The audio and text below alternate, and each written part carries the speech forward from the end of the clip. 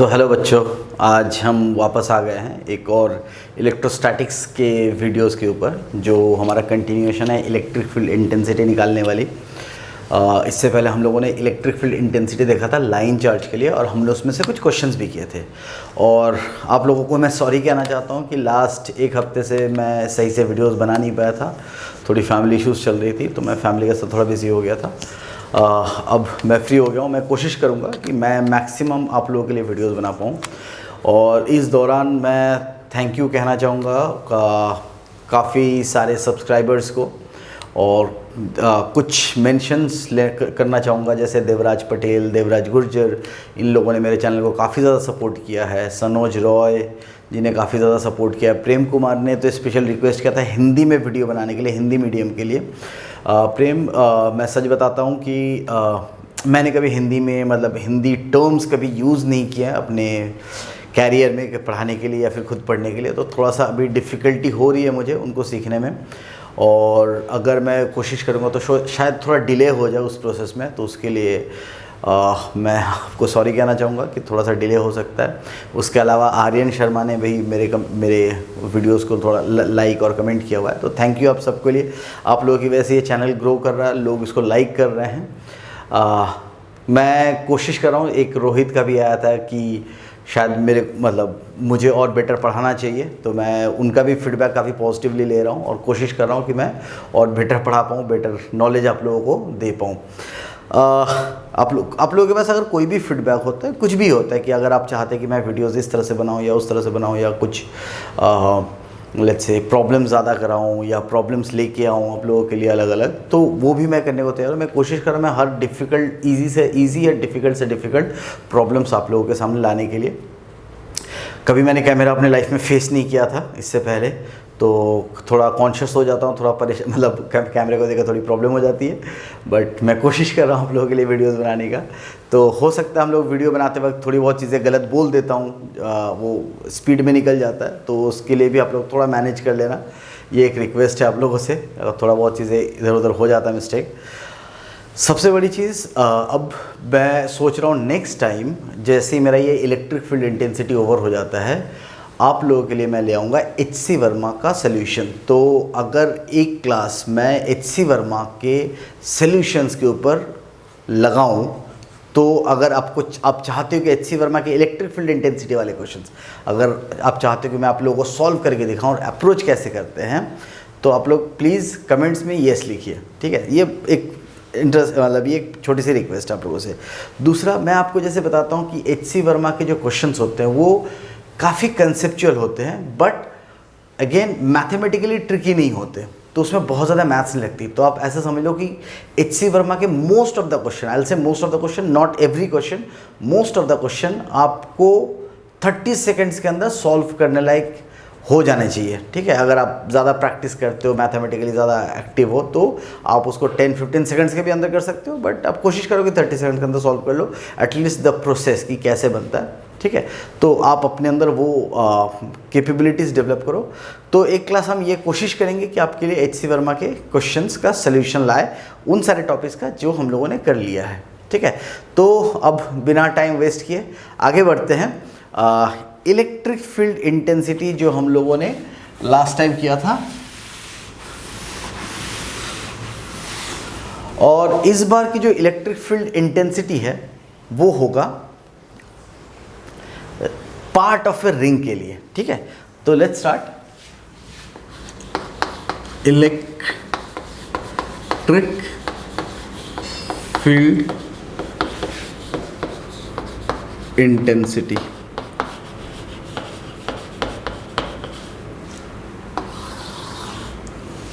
ठीक है। अब लास्ट टाइम हम लोगों ने लाइन चार्ज के लिए किया था, अब हम ऐसा समझते कि I have a part of a ring, मतलब अगर हम इसको कंप्लीट करते तो शायद ये कुछ इस तरह से एक रिंग बन रहा होता, बट अभी ये रिंग नहीं है, मतलब ये कंप्लीट रिंग नहीं है, ये पार्ट ऑफ ए रिंग है जिसके ऊपर आपके पास इस तरह से चार्ज स्प्रे कर दिए गए हैं और यूनिफॉर्मली चार्ज स्प्रेड आउट हो चुका है, यूनिफॉर्मली चार्ज स्प्रेड आउट हो चुका है, जिसका सेंटर है कुछ इस जगह पे और इसका रेडियस है r और ये चार्ज है q। द क्वेश्चन इज इस पॉइंट पे इलेक्ट्रिक फील्ड इंटेंसिटी कितना होगा, इसका एक सिंपल सा फॉर्मूला आप लोगों को निकालना है। तो देखिए if this angle is theta, मैं आपको पहले ही बता देता हूँ इलेक्ट्रिक फील्ड एग्जैक्टली इस एंगल के एंगल बाइसेक्टर से, इस एंगल के एंगल बाइसेक्टर से पास करेगा and electric field intensity will be 1/4 pi epsilon naught Q by are square. और देखो ये एक पॉइंट चार्ज के लिए होता है और इसके बाद sign theta by 2 upon theta by 2, यही फॉर्मूला होता है। और मैं इसको क्यों ऐसे याद रखता हूं, देखो सपोज करो कि ये पूरा का पूरा, आप लोग क्लास 12 में आप लोगों ने लिमिट किया होगा, अगर ये पूरा का पूरा चार्ज यहाँ पे एकोमोडेट कर दिया जाए, मतलब जो रिंग है वो एक छोटा सा रिंग बन जाए, तो ये angle this theta will tend to 0 और पूरा का पूरा चार्ज जो है वो इस पॉइंट पे आके एकोमोडेट कर जाएगा।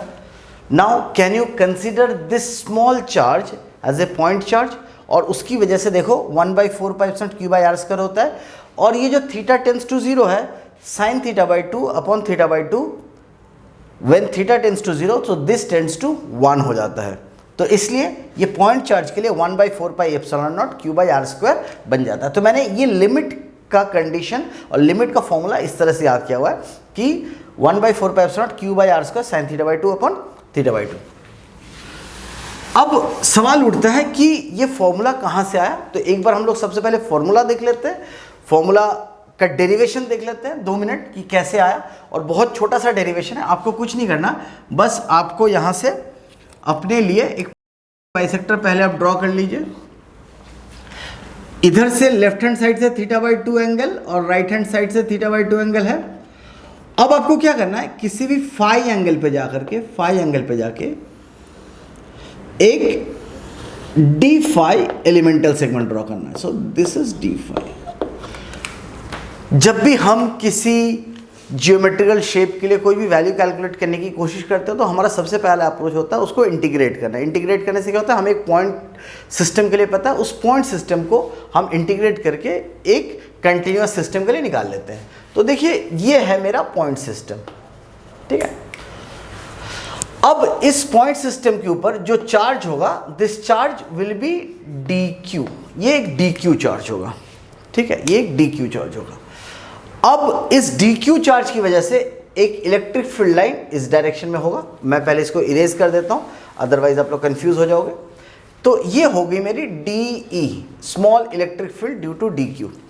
और इस डी ई का वैल्यू क्या होगा, इस डी ई का वैल्यू होगा 1/4 pi epsilon naught d q by are square, कुछ इस डायरेक्शन में, इस डायरेक्शन में होगा d q by are square. यहाँ तो समझ में। अच्छा, मैं हर बार आप लोगों के सामने 1/4 पाई एप्सिलॉन नॉट इसलिए लिखता हूँ, और इसलिए लिखता हूँ क्योंकि जैसे आगे जा करके ना कैपेसिटर्स और बाकी और भी जैसे गॉस लॉ में इस एप्सिलॉन नॉट का काफ़ी ज़्यादा यूज़ है, इसलिए मैं कैपिटल के यूज़ नहीं करता, मैं 1/4 pi epsilon not value he use करता हूँ। आप चाहो तो कैपिटल के भी यूज़ कर सकते हो, कोई बंदिशें नहीं है, कोई टेंशन नहीं है, ठीक है। अब देखिए इसकी वजह से जो इलेक्ट्रिक फील्ड इधर आई, इस इलेक्ट्रिक फील्ड के 2 कंपोनेंट बनेंगे। Since this angle is phi, तो एक होगा horizontal component d E horizontal, और एक होगा वर्टिकल कंपोनेंट, ठीक है। तो अगर मैं इसको ऐसे लिखता हूं d E along x axis, d E along Y axis, तो आपको दिख रहा होगा d E along x axis symmetrical है, मतलब इस चार्ज के लिए जो लेफ्ट हैंड साइड वाला फोर्स है, अगर यहां पे भी सेम फाई एंगल पे कोई दूसरा इलेक्ट्रिक फील्ड हो, उसका राइट हैंड साइड के साथ कैंसिल आउट हो जाएगा। तो ये दोनों साइड का कैंसिल होकर के ओवरऑल हॉरिजॉन्टल डायरेक्शन में इलेक्ट्रिक फील्ड 0 बन जाएगा। ये आपको सिमेट्री से समझ में आ रहा है। मैं डिराइव करके भी दिखा दूंगा कि हॉरिजॉन्टल कंपोनेंट इज 0। सबसे पहले देखते हैं वर्टिकल कंपोनेंट क्या है। So this vertical component is 1/4 pi epsilon naught d q by are square times cos phi. देखो cos phi, because this angle is phi. तो कोई भी वेक्टर अगर let's say this is a vector and this angle is theta, जिसके साथ theta connected है वो हमेशा ए कॉस थीटा होता है, और दिस जिसके साथ थीटा कनेक्टेड नहीं है वो हमेशा ए साइन थीटा होता है। तो प्लीज आप इन दोनों को ध्यान में रखिए, ये वेक्टर का टॉपिक है, ठीक है।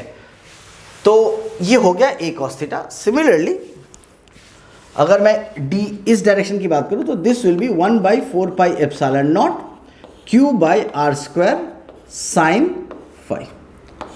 ये इस सेट का वैल्यू है। आपको बस इन दोनों फंक्शंस को इंटीग्रेट करना है फ्रॉम -θ/2 टू θ/2। बस सवाल ये है कि ये जो डी क्यू है, सॉरी ये डी क्यू होगा, ये जो डी क्यू है इसका वैल्यू कितनी होगी, ठीक है। क्योंकि देखो वेरिएबल आपका फाई है, तो आप ऐसा समझो कि आपका अगर वेरिएबल फाई है तो डी क्यू के रेस्पेक्ट में आप इंटीग्रेट नहीं कर सकते, आपको भी दोनों को सेम वेरिएबल में लाना पड़ेगा। अब आप देखिए ये टोटल एंगल कितना है, टोटल एंगल इज थीटा, और टोटल चार्ज कितना है, टोटल चार्ज इज क्यू। आप दो तरीके से सोच सकते हैं, एंगुलर डिस्ट्रीब्यूशन के हिसाब से भी सोच सकते हैं, लीनियर डिस्ट्रीब्यूशन के हिसाब से भी सोच सकते हैं। अगर आप एंगुलर डिस्ट्रीब्यूशन के हिसाब से समझिए तो ऐसे देखिए, total charge by total angle is my charge per unit angle. Charge per unit angle, छोटे छोटे यूनिट एंगल्स के ऊपर जितना चार्ज होगा, इनटू ये एंगल कितना है d phi, into d phi, तो यही बन जाएगा आपका डी क्यू। ये एक तरीका। दूसरा तरीका क्या है कि डी क्यू निकालने के लिए आप क्या करें, total charge by total length, और आर्क लेंथ कितना होता है आपको पता है कि अगर ये एल है, ये थीटा है और ये रेडियस आर है, so theta equals to arc length by radius, तो arc length equals to r times of theta हो जाएगा। ये भी आपको पता है आर्क लेंथ के रेशियो से, मतलब इक्वेशन से। तो उस हिसाब से this length is r theta, तो total charge by r theta into इतना सा लेंथ, ये लेंथ कितना होगा r into d phi, r into d phi, तो आर आर कट गया, फिर से वही सेम इक्वेशन आ गया q by theta into d phi. इसलिए दोनों में सब कुछ भी यूज कर सकते हैं, ऐसा कोई रूल नहीं है कि आपको यही यूज करना है वो यूज करना है, ठीक है, दे आर सेम थिंग। अब आप देखिए d q equals to q by theta into d phi, ये हो गया। अब मेरा वेरिएबल डी फाई यहाँ पे इंटीग्रेट हो गया, थीटा तो कांस्टेंट है ना, ये वैल्यू तो टोटल ओवरऑल कांस्टेंट वैल्यू है, थीटा वो तो गिवन वैल्यू है, क्यू टोटल चार्ज गिवन है, तो आपका ई अलोंग वाई एक्सिस, ठीक है, ई अलोंग वाई एक्सिस क्या लिखेंगे, ई अलोंग वाई एक्सिस लिखेंगे 1/4 pi epsilon naught, d q के जगह पे लिख देंगे q by theta R square, और वहां पे डी फाई है तो मैं लिख देता हूं कॉस फाई डी फाई, ये लिख दिया कॉस फाई डी फाई। अब अगर इसको इंटीग्रेट करते हैं फ्रॉम -θ/2 टू θ/2, तो देख लेते हैं क्या होगा आंसर। बाकी सारी टर्म्स कांस्टेंट है, तो q/4 pi epsilon naught are square theta constant है, बाहर आ गया। कॉस फाई का इंटीग्रल क्या होगा, sine phi, because sine theta का डिफरेंशियल होता है कॉस थीटा, तो कॉस थीटा का इंटीग्रल होगा साइन थीटा, तो ये हो गया साइन ऑफ थीटा। कहां से कहां तक, फ्रॉम -θ/2 टू θ/2, इतना ही सिंपल है।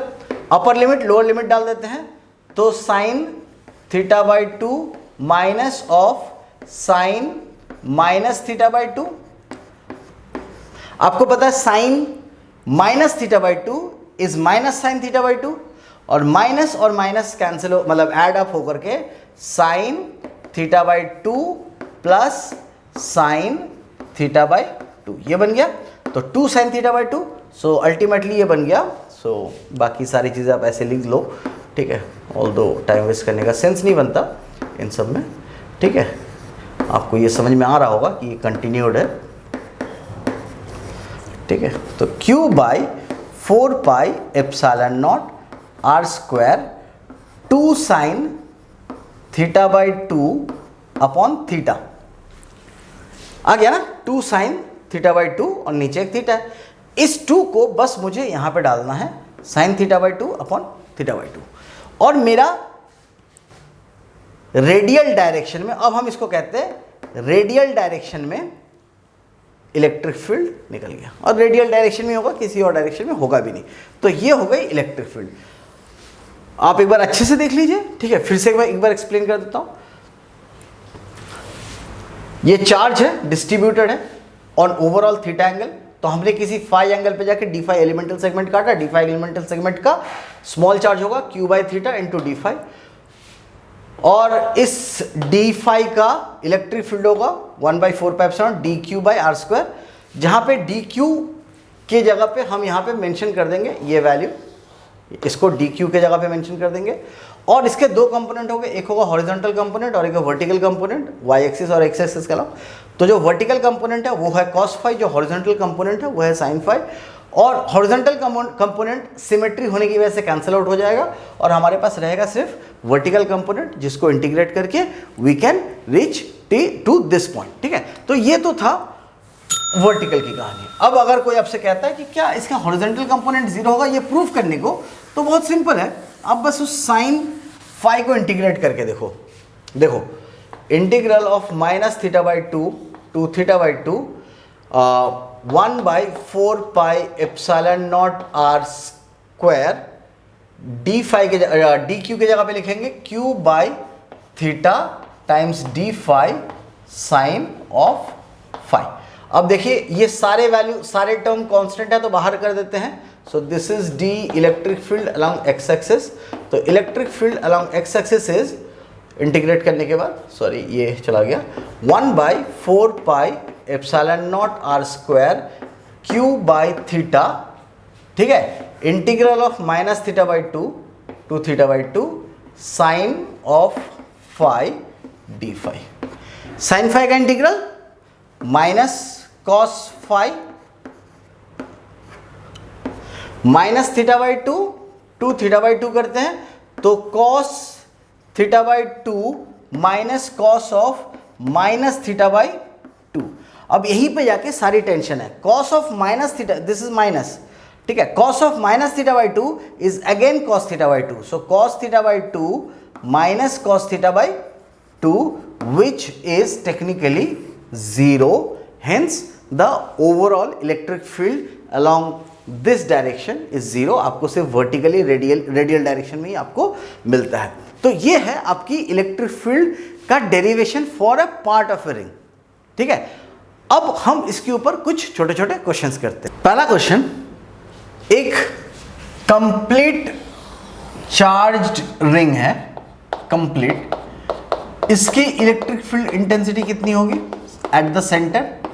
अगर मैं ये पूरी तरह से चार्ज मान लूँ, and this is a ring, हाँ, मतलब आप स्फीयर मत समझना या कुछ और मत समझना, ये एक रिंग है, ठीक है, रिंग, और इसका चार्ज है Q, ठीक है। तो यहाँ पे इसकी इलेक्ट्रिक फील्ड इंटेंसिटी क्या होगी, तो हम लिखेंगे electric field intensity is 1/4πε0 Q by are square sine of, देखो ये कंप्लीट एंगल कितना है 360, तो साइन 360/2 विच इज 180 डिग्री, और नीचे वाले के लिए हम हमेशा पाई में लिखेंगे, सो 2π डिवाइडेड बाई 2। तो साइन 180 का वैल्यू तो 0 होता है, सो 0 हर तरफ से कैंसिल आउट हो जाएगा ना। क्या होगा कि अगर आप यहाँ पे एक चार्ज को रखोगे, वो इसको पुश करेगा, ये इसको पुश करेगा, इधर से रखोगे इसको पुश करेगा, इसको पुश करेगा, इधर से रखोगे ये इसको पुश करेगा, इधर से, तो हर डायरेक्शन से वो कैंसिल आउट हो जाएगा। इसीलिए एक कंप्लीट रिंग का electric field intensity at the centre is 0। ठीक है, अब क्या है कि आपके पास है एग्जैक्टली एक सेमी रिंग, सेमी रिंग का सेंटर है ये, और इसमें फिर से आपने प्लस चार्ज को ऐसे स्प्रे कर दिया uniformly with charge, capital charge, capital Q, ठीक है, and this radius is R। तो यहाँ पे electric field intensity at the centre, जो भी उसका सेंटर पॉइंट है, वहाँ पे क्या होगा, तो this total angle is 180 degree, also known as pi. तो हम क्या लिखेंगे, electric field intensity, this electric field intensity is 1/4πε0 Q by are square sine 180 degrees divided by 2 upon pi by 2। ठीक है, तो sine 180 by 2 is sine 90, sine 90 का value 1, तो 1/4πε0 square epsilon not, और ये 2 बन जाएगा Q बाई आर स्क्वायर। तो ये 2 और ये 2 कट गया, पाई पाई का पाई स्क्वायर हो गया। सो this is my electric field intensity for a semi ring. ठीक है, किसी ने आपसे कहा what is the electric field intensity for a quarter of a ring?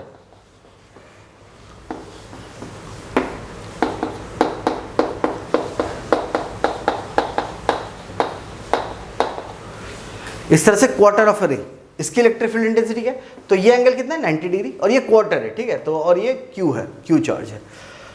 So electric field intensity इस पॉइंट पे ऑब्वियसली इस तरह से इसके एंगल बाइसेक्टर से पास करेगा, और फिर से लिखेंगे electric field intensity is 1/4 pi epsilon naught Q by are square. ठीक है, साइन ऑफ 90 का हाफ इज 45 डिग्री, तो साइन 45 डिग्री अपॉन 90 का पाई बाई 4, ये आप ऐसे कर लो, तो ये 4 कैंसिल, पाई स्क्वायर रहेगा, और साइन 45 का वैल्यू 1/√2, तो final answer will be 1/√2 pi square epsilon naught Q by are square. That's it, इतना ही आसान होता है। तो ऐसे कोई भी इलेक्ट्रिक फील्ड इंटेंसिटी अगर ऐसे निकालना तो बहुत इजीली आप निकाल सकते हैं। ठीक है,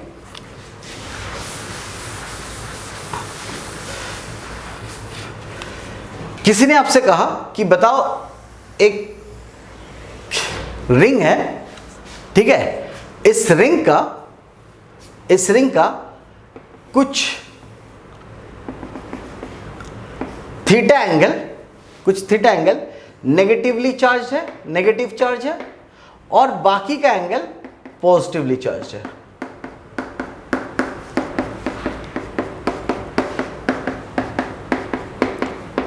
ठीक है, ऐसे छोटे मोटे सवाल नीट में काफी ज्यादा आ जाएंगे।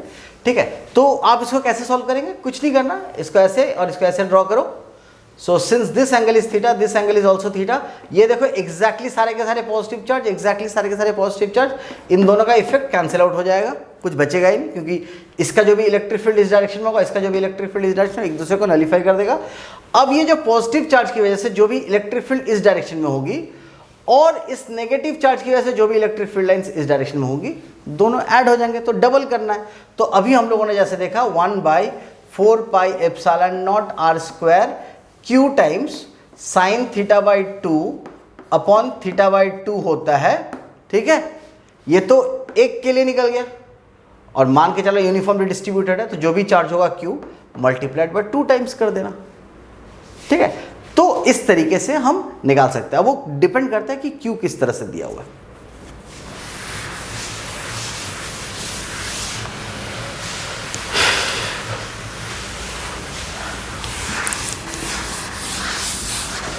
जो क्वेश्चन मैंने अभी कराया, इस क्वेश्चन में मैंने Q लिया नहीं था। ठीक है, क्यों नहीं लिया था अब मैं आपको दिखाता हूं कि सबसे पहला एक क्वेश्चन ऐसे करते हैं, ये एक इनफाइनाइटली लॉन्ग वायर है, ये एक इनफाइनाइटली लॉन्ग वायर है, और फिर यहां से आके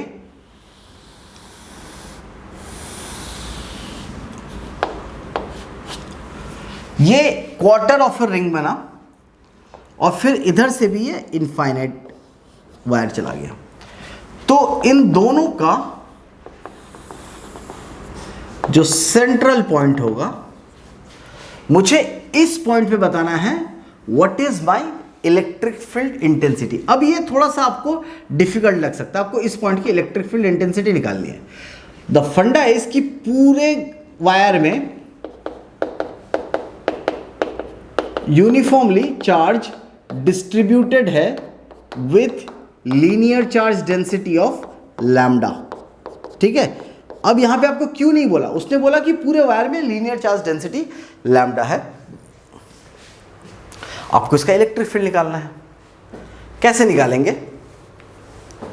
थोड़ा सा 2 मिनट आप इस क्वेश्चन को थोड़ा सा ब्रेक कीजिए। ठीक है, मतलब थोड़ा सा सोचिए क्या करना है।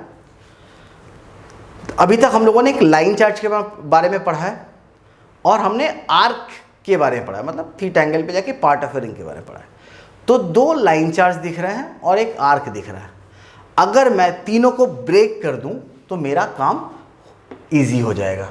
तो जैसे फॉर एग्जांपल ये इनफाइनाइट चार्ज, और मुझे इस पॉइंट पे निकालना है। Let's say this distance is r, this distance is r, तो ये r और इसकी वजह से हम लोग लास्ट क्लास में पढ़ चुके हैं, दो इलेक्ट्रिक फील्ड लाइंस होती है, एक ई पैरेलल और ई परपेंडिकुलर। ठीक है, अब ऐसे देखिए, दूसरा वायर लेते हैं हम लोग, ये इनफाइनाइट है, इसकी वजह से भी एक आर डिस्टेंस है, इसकी वजह से ई पैरेलल और ई परपेंडिकुलर कुछ इस डायरेक्शन में होगा, ये दोनों चीज होगा। ठीक है, और फिर फाइनली आपको निकालना है इस आर्क की वजह से, उस आर्क की वजह से एग्जैक्टली इस डायरेक्शन में होगा। अब आपको बेसिकली 1 2 3 4 5 वेक्टर्स को आपको सॉल्व करना है, 5 वेक्टर आपको सॉल्व करना है। तो एक एक करके सॉल्व करते हैं। तो अप्रोच यही है, इसके मतलब इसी से करोगे तो ज़्यादा अच्छा होगा कि प्रॉब्लम्स को ब्रेक करना सीख जाओ, कि उसको छोटे छोटे पार्ट्स में कैसे ब्रेक करते हैं।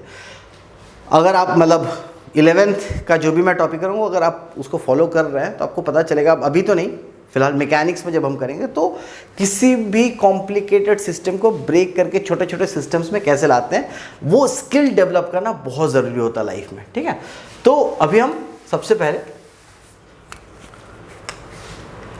इसके लिए करेंगे। ठीक है, E perpendicular is lambda by 4 pi epsilon naught R sine theta 1 plus sine theta 2। और आपको दिख रहा होगा कि इस साइड से वो इन्फिनिटी पे मैच कर रहा है, मीट कर रहा है, तो 90 डिग्री, और दूसरे साइड से वो वहीं पे मीट कर रहा है तो 0 डिग्री। तो sine 90 plus sine 0 degree, 0 degree. अगर आप लोगों ने ये वीडियो मिस कर दिया है तो आई कार्ड में आपको इसका लिंक मिल जाएगा, आप वहाँ पे जाके चेक कर सकते हैं कि जब हम लोगों ने electric field intensity for a line charge हम लोगों ने कैलकुलेट किया था, तो जो कि लास्ट वीडियो है, जस्ट पहले वाला वीडियो।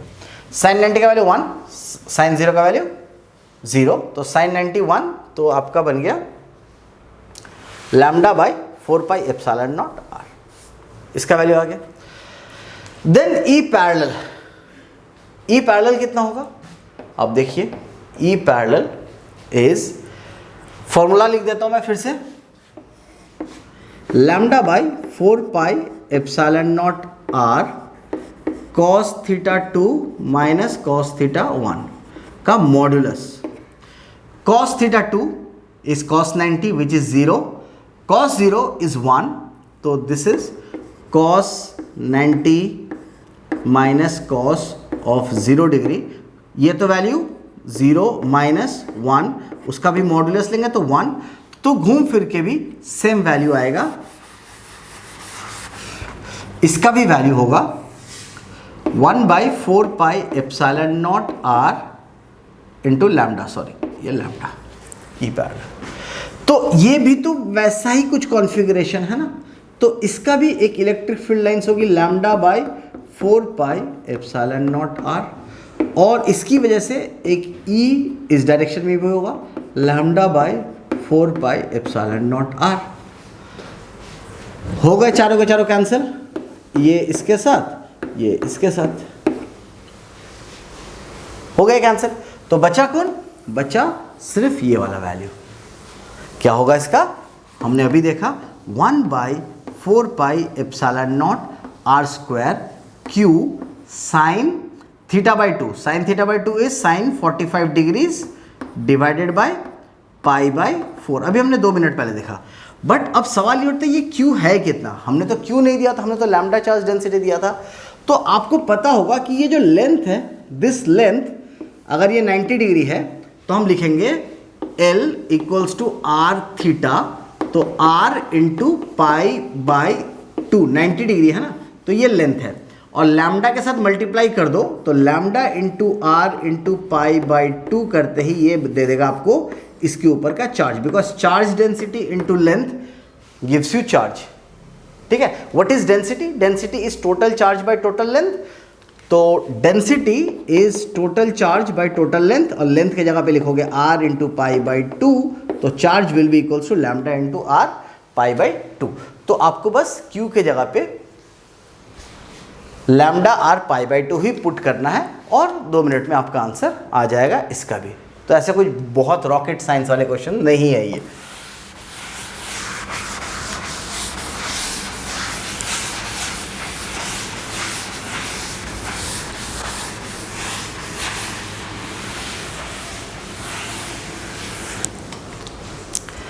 थर्ड क्वेश्चन,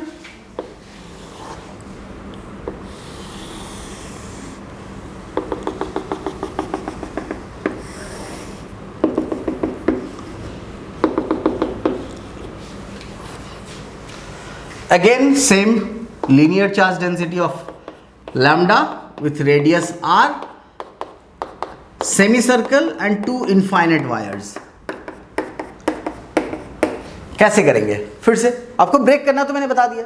तो इसकी वजह से E परपेंडिकुलर और E पैरेलल, इसकी वजह से E परपेंडिकुलर और E पैरेलल होगा ना। इसकी वजह से so let's say this wire is 1, तो इसकी वजह से 1 और 1। अगर इसकी वजह से ये 2 है तो उसकी वजह से 2 और ये 2। तो एग्जैक्टली सेम साइज है दोनों का, तो इलेक्ट्रिक फील्ड इंटेंसिटी इन दोनों की कट जाएगी। क्या होगा? अभी 2 मिनट पहले निकाला था हम लोगों ने, lambda by 4 pi epsilon naught R, ये दोनों lambda by 4 pi epsilon naught R cut गए। बचा हुआ ये, इन दोनों का value lambda by 4 pi epsilon naught R है, तो ये 2 times of lambda by 4 pi epsilon naught R हो गया इसके लिए, इन दोनों के लिए। तो 2 times of lambda by 4 pi epsilon naught R अभी हम लोगों ने निकाल लिया है, इन दोनों का वैल्यू इंडिविजुअल का। और इस सेमी रिंग की वजह से इस डायरेक्शन में कितना होगा? Q by 4 pi epsilon naught are square sine of 180 degrees divided by 2 upon sine of pi by 2, मतलब टोटल एंगल पाई है तो पाई बाई 2। और Q की जगह पे ये Q का वैल्यू लैम्डा के टर्म्स में लिखना। तो ये एंगल कितना है? दिस एंगल इज पाई, तो लिखेंगे Q equals to lambda times R पाई।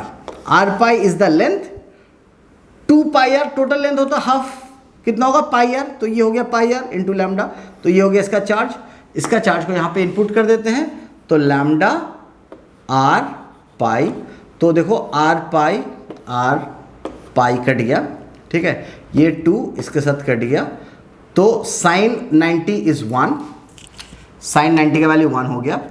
तो देखो आर पाई आर और ये पाई और ये कट गया, साइन 90 का वैल्यू 1 हो गया।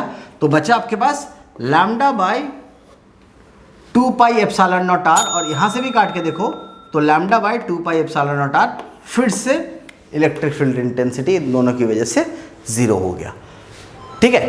तो इन दोनों का वैल्यू 0। अब आप मुझे बताओ कि लेट्स सपोज करो एक 3 डायमेंशनल शेप है लाइक दिस, ये इनफाइनाइट लेंथ का है, और यहां से ये कुछ सेमी रिंग बना रहा है, बट ये डिफरेंट प्लेन पे है, ये कुछ डिफरेंट प्लेन पे है। तो बताना है इस पॉइंट पे इलेक्ट्रिक फील्ड इंटेंसिटी क्या होगी, ठीक है। इस पॉइंट पे इलेक्ट्रिक फील्ड इंटेंसिटी क्या होगी ये, और फिर से वही सब कुछ लैम्डा लैम्डा लैम्डा सब कुछ वही सेम है, और सारे के सारे पॉजिटिव चार्ज है। 2 मिनट आप लोग सोचिए और हम लोग फिर डिस्कस करते हैं। तो आप लोगों ने ध्यान दिया होगा, इस प्रॉब्लम को सॉल्व करने के लिए फिर से 3 पार्ट में ही ब्रेक करेंगे, ठीक है, बट इस बार थोड़ा 3 डायमेंशनल में है। तो इसको टैकल करने के लिए आप ऐसे समझो, ये जो वायर है, let's say this wire is 1, इसका E परपेंडिकुलर इज दिस और E parallel will be this, because हमेशा जिधर वायर होता है उसके ऑपोजिट डायरेक्शन में पैरेलल कंपोनेंट होता है, ठीक है। तो ये भी 1 का है E पैरेलल, और ये वायर 2 है, इसका E परपेंडिकुलर और उसका E पैरेलल कुछ इस डायरेक्शन में होगा। तो टेक्निकली E परपेंडिकुलर दोनों का कैंसिल आउट हो गया, दोनों का बचा क्या? सिर्फ E पैरेलल। और 2 मिनट पहले हम लोगों ने जैसे देखा है कि जो E पैरेलल है this is lambda by 2 pi epsilon naught R. भाई 2 पाई एप्सिलॉन नॉट आर ही है ना, 2 टाइम्स होगा तो कट के lambda by 2 pi epsilon naught are. और सेमी रिंग का हम लोगों ने निकाला lambda by 2 pi epsilon naught R, but वो 3 डायमेंशनली नीचे की तरफ है, मतलब ये डायग्राम अगर मैं कुछ इस तरह से बनाऊं, अगर आपको 3D में समझना है तो इट्स लाइक दिस, इस डायरेक्शन में एंड इस डायरेक्शन में, ये कुछ इस तरह से दिखेगा आप करेंगे, ठीक है। तो इन दोनों के बीच का एंगल 90 डिग्रीज है, तो इसका भी value lambda by 2 pi epsilon naught R. तो रिजल्टेंट कुछ ऐसे मतलब स्क्यूड एंगल पे होगा, √2 times lambda by 2 pi epsilon naught R. √2 क्यों? क्योंकि इन दोनों के बीच का एंगल 90 डिग्री है, और हम लोगों ने अभी तक काफ़ी बार कर लिया है कि दो परपेंडिकुलर वेक्टर्स का अगर इक्वल है तो √2 टाइम्स हो जाता है कोई भी एक वेक्टर के साथ। तो ये है इसके क्वेश्चंस। आई होप आप लोगों को अच्छा लगा। अगर आप लोगों को अच्छा लगा तो आप लोग कमेंट करके बताइए, कोशिश करेंगे HC वर्मा के क्वेश्चंस को सॉल्व करने के लिए, ठीक है। तो आज के लिए इतना ही, नेक्स्ट क्लास में देखते हैं रिंग एंड डिस्क के बारे में, ठीक है। तो बने रहिए, देखते रहिए, आप इसको ज़्यादा से ज़्यादा अपने दोस्तों के साथ शेयर कीजिए। और कुछ लोगों के कमेंट्स ये भी आ रहे थे कि मैं लाइव स्टार्ट करूं, तो मैं आप लोगों को बता दूं कि अभी मैं जॉब कर रहा होता हूं और थोड़ा टाइम ऊपर नीचे हो जाता हो, तो लाइव के लिए मुझे पता नहीं कि मैं किस टाइम पे कर पाऊंगा, क्योंकि ऐसा कोई फिक्स शेड्यूल नहीं हो पा रहा है, ठीक है। मैं काफ़ी कोशिश करके वीडियोस बनाने की कोशिश कर रहा हूँ। अगर इन फ्यूचर थोड़े और सब्सक्राइबर बढ़ते हैं और मुझे लगता है कि अगर एटलीस्ट एक लाइव वीडियो में 10-12 लोग आने के लिए तैयार है तो शायद मैं लाइव स्टार्ट कर दूंगा, ठीक है। बट आज के लिए इतना ही। Thank you so much.